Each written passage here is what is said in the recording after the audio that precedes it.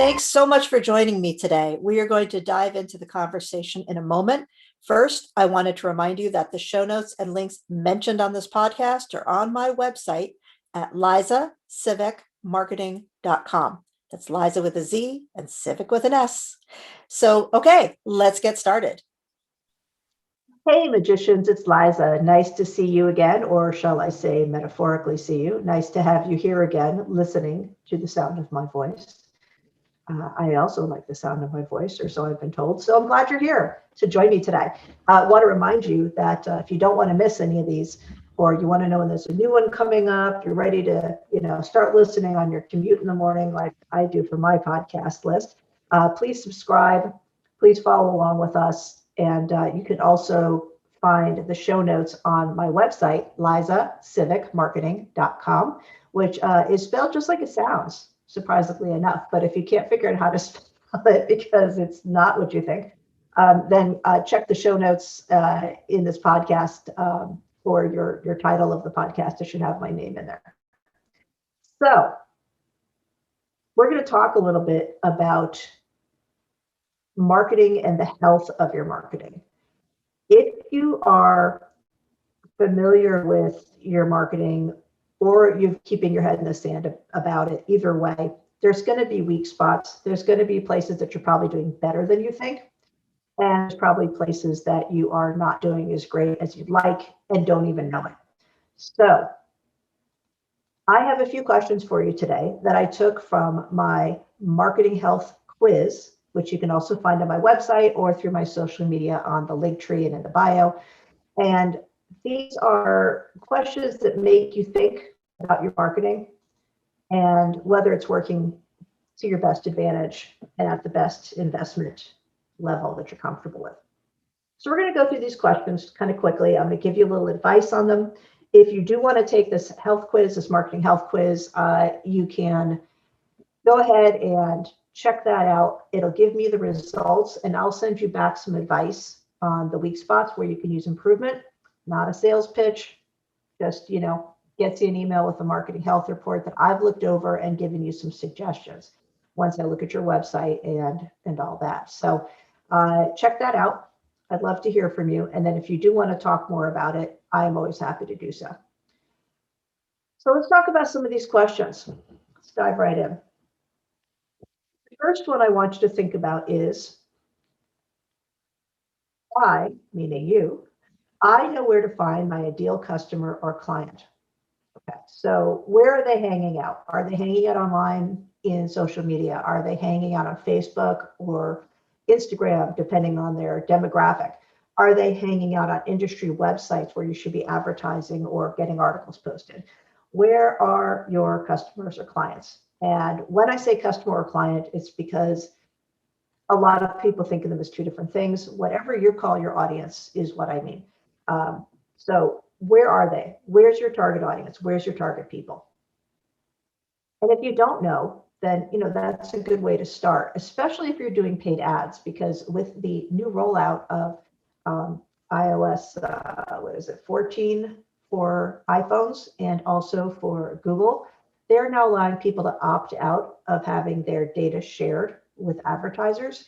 So data mining that has been so helpful to us as advertisers, even if we don't like it as consumers, whether we do or not, that's going to change a lot. I've already heard people say that they're getting all kinds of advertisements in groups that they're not interested in, that they don't like on Facebook, and they can't figure out why. I suspect, and I think it's a very educated guess, is because their data has been opted out. So they're getting things just thrown at them to see what that they will like on Facebook.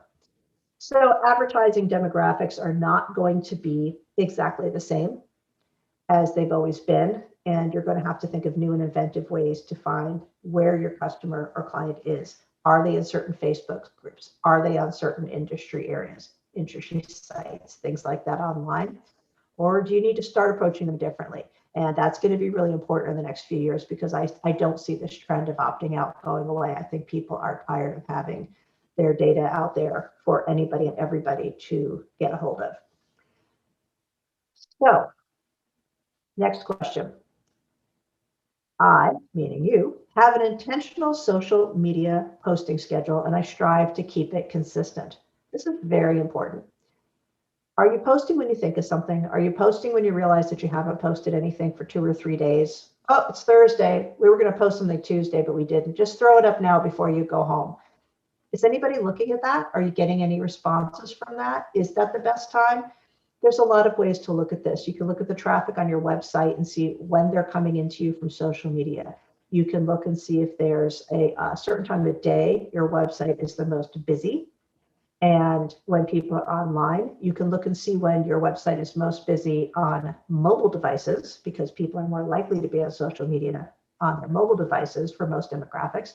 So these are all things that you should be intentional about when you post, and keep it consistent, because the more people see the same thing when they're online, the more likely they are to click on it. It's going to take them a few times of seeing your name and your brand and your posts before they're going to trust you or think, oh, I meant to click that. So, make it intentional, keep it as consistent as you can. Next question or statement. I have my email marketing planned out 3 to 6 months in advance. And I know a bunch of you are saying right now, 3 to 6 months, are you crazy, woman? Trust me, we all have time to do this, I promise. 3 to 6 months in advance, so there's no pressure to invent a campaign at the last minute. So did you hear that? There's no pressure to invent a campaign at the last minute. Big sin we all do when we are trying to be ahead of the game. Proactive marketing is always going to be better than reactive marketing. Proactive anything is usually better when it's planned out, right? So proactive marketing is better than reactive marketing.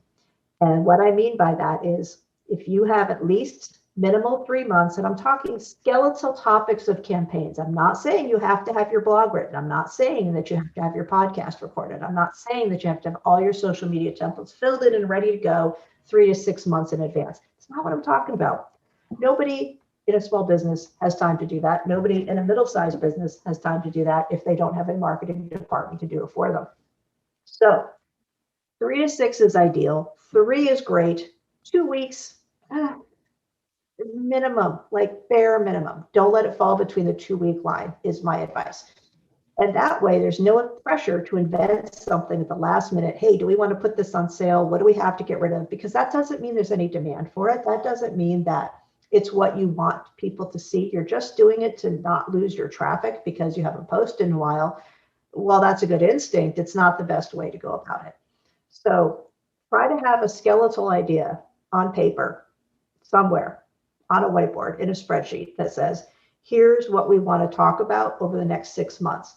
And here's what we want to talk about over the next 3 months. And guess what? None of that is written in stone. Notice I said whiteboard, not chisel. Okay. So if you decide that you don't want to do something on the 8th week at the 4th hour, that's okay. Something else came up that's better, you can change it, but just do it intentionally and plan it out. Okay, so I know, meaning you know, what milestones my marketing should reach, how to use the reporting, and I check those results monthly. Doesn't that sound exciting to print a bunch of reports and look at all your marketing numbers? I know I'm weird. I really like that stuff. But milestones, the KPIs for marketing are tough because it's hard to sometimes measure the return on investment of your cost of marketing, since the actual sale is going to the sales department on the balance sheets, or because they see the clicks, but they don't know how many came in for actual leads and how many leads actually became deals. If you don't have that already tracked in your CRM or some other tracking program, you should start, because if all you're seeing are clicks and they're not signing up, the marketing is not working. And a lot of people don't know that, and they're not checking their reporting, or they're just checking impressions or visitors and not how many are converting. And let me tell you, impressions and visitors are 2 very different things. One is they scrolled by you on the screen. The other is they clicked on your listing or your ad or your social media post because whatever you said intrigued them enough to take action and come to your website and see what you're all about. And now then, if they stay and give you their name or leave and balancing your bounce rate. That's something that you also need to know. But impressions over visitors is a big misconception. All right, now, do you have a marketing team in your business that is experienced in and dedicated to just marketing? This includes people who do strategy, copywriting, designing the ads. This includes, getting photographs, whether you take them or they're stock. Are they good photographs? Are they clear? Do they say what you want them to say?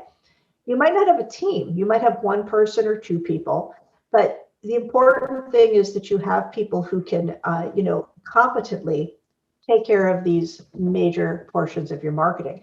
Now, if you have somebody who comes in that's young and knows social media, so you figure they know what they're doing, that doesn't mean they know the back end of marketing.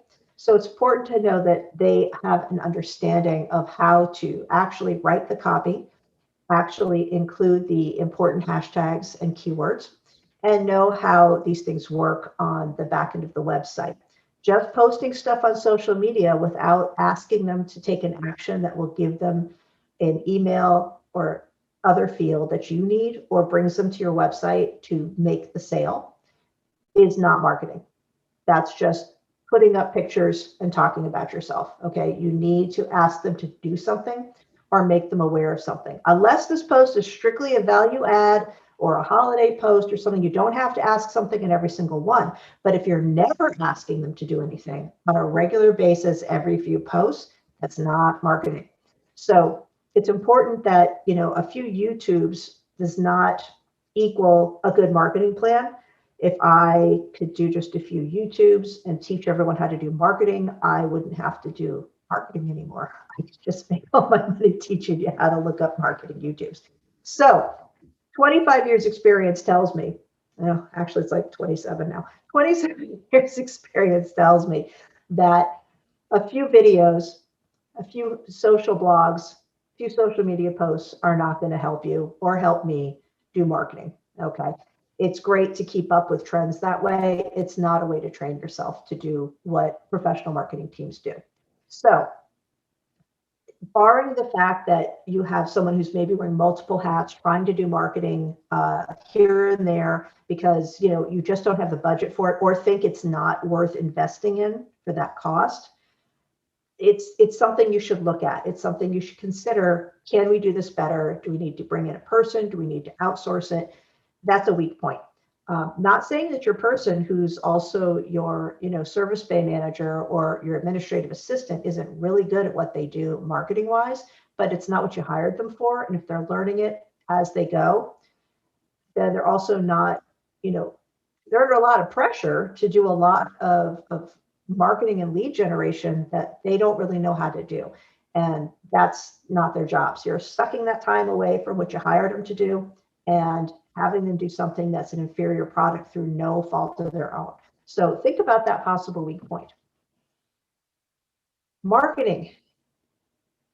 Is your business marketing something you enjoy and look forward to dealing with? So when you sit down to do your marketing every week, is it something you avoid? Is it something you don't want to do? Is it something that you do like to do?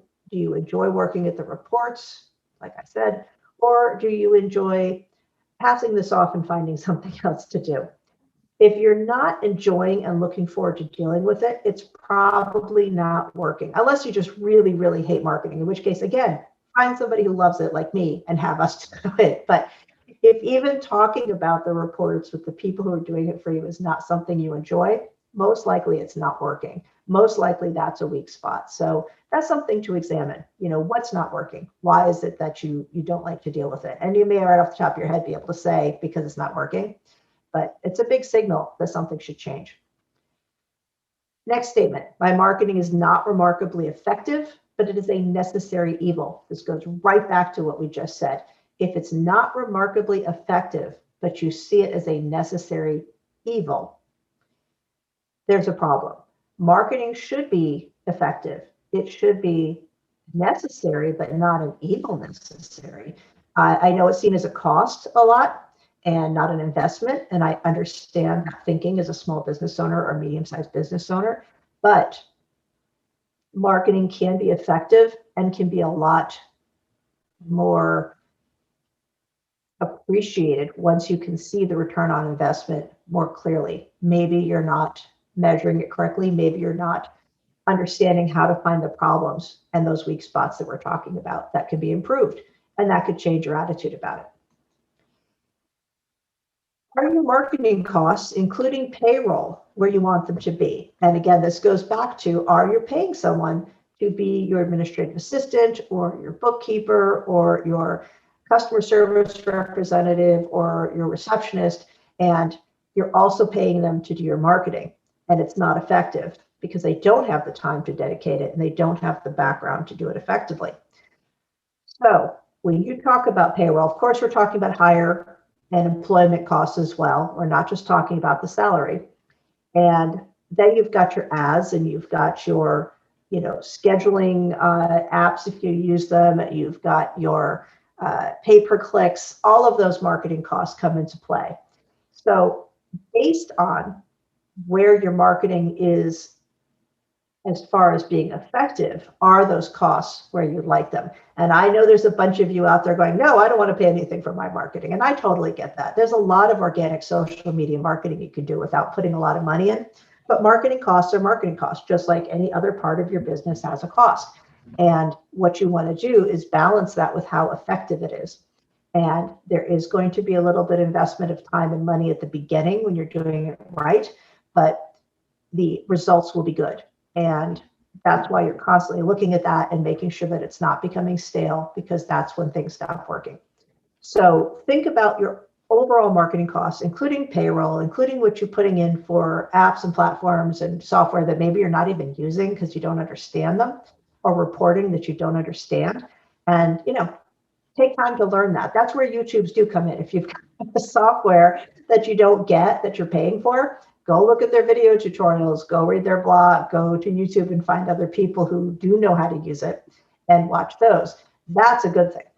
So, last question. I am satisfied that I'm getting the most out of my marketing time and cash investment. Okay, so this is going beyond just the payroll and the marketing costs. The time that you're putting in and the cash that you're putting in are both investments. How much time are you putting into your marketing? Marketing takes an amazing amount of time compared to what people think. It can take me 4 to 6 hours, and I'm fast at doing this, to create social media posts for a client for the next 2 weeks and get all the captions correct and do the research. Research is the first part of everything I do. So again, if you are putting in time and cash, but you're not thinking about this and it's not intentional, it's a weak point. So there's a lot to know to get that return on your time investment, not just the money. So having given you those, I think it's 10 questions and statements, what are you thinking now? What's jumping out at you? What's the top one I just said that you are kind of being bothered by right now in the back of your mind? Or are you sitting there going, I can't believe Liza said that, I shouldn't use my administrative assistant to do marketing on 5 minutes a day. It's okay. If that's what you want to do, you can. It's just that there's probably a better way. And if you're saying, I don't have 4 to 6 hours, and neither does my administrative assistant, again, that's fine. That's your choice. There are solutions for that. Of course, one of them being hire Liza Sivek Marketing and Associates, but there are lots of solutions for that. Bringing in someone who can be dedicated, et cetera. And these are things that you should be thinking about going forward. And if you have any questions on these, don't hesitate to take the quiz, Marketing Health Quiz, on my website or in my social media. And then I will send you back a little analysis. It's personalized. I'm not just sending you just anything. I'm looking at these answers if you're asking me for them. If you're asking for a report by taking this quiz, I'm going to send you something back.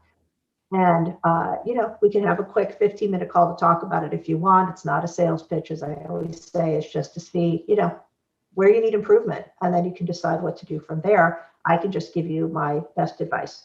So don't forget to subscribe to the podcast. Don't forget to go take this health quiz and check it out. And don't forget to come back next week to hear more. Have a wonderful day, and go to lizasivicmarketing.com to follow the podcast, subscribe, and to take that marketing health quiz. Have a great day. Wow, another fantastic conversation done. I hope you enjoyed it as much as I did. Don't forget that all the links mentioned will be in the show notes at lizasivicmarketing.com. And while you're there, if you're a business owner whose marketing is on life support, check out the Your Virtual Marketing Department offer and take the Marketing Health Report quiz for free. For less than the cost of a full-time hire, we can take your marketing from frustrating to lead generating with an entire marketing team. So check that out, and I'll see you next time. You've been listening to Marketing Myths and Magic, part of the Xvadio Podcast Network. You can find us at xvadio.com/podcasts, as well as the Apple Podcasts app, Google Podcasts, Spotify, iHeartRadio, Stitcher, and wherever you find podcasts.